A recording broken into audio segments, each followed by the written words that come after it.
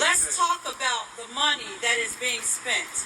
I think that there needs to be a federal audit against the company that we have contracted out to take care of the migrants.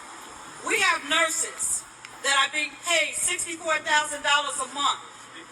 We have security officers that are being paid as much as $24,000 a month. We have home health care workers that are being paid up to $17,000 a month. You don't think that Chicagoans could have benefited from that? We have citizens in this city that have been on the waiting list for affordable housing for years, and migrants have been bumped in front of them. We have people who have been given up to $9,000 a month for housing assistance. That amount of money can be life-changing for some families here in the city of Chicago. We are not anti-migrant. We do sympathize with them. But what I am pro-black. I am for my people who have been mistreated, who have been marginalized, who have been disrespected. And it is disrespectful for people to expect us to give up our parks and our schools and places in our community for others. We're not saying that there's not room here, but what we are saying is that we are not going to step aside for you to accommodate them when you have continued to leave us out of the equation. So I'm not just talking to Brandon Johnson right now. I'm talking to Governor Pritzker, and I'm talking to President Biden. And I want you to understand that as we run into this upcoming political year, where the Democratic Party is on the menu, hear me.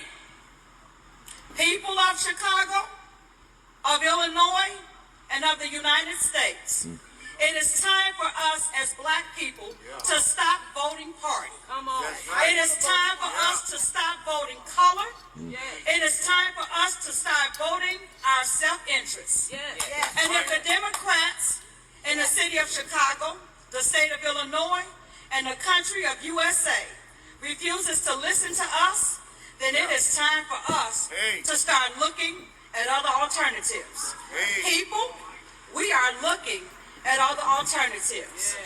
We will not step aside and continue to be mistreated. We will not continue to be disrespected. I'm looking at people who are coming here from another country, given work visas, given social security cards. Nobody is asking them what walk of life that they come from.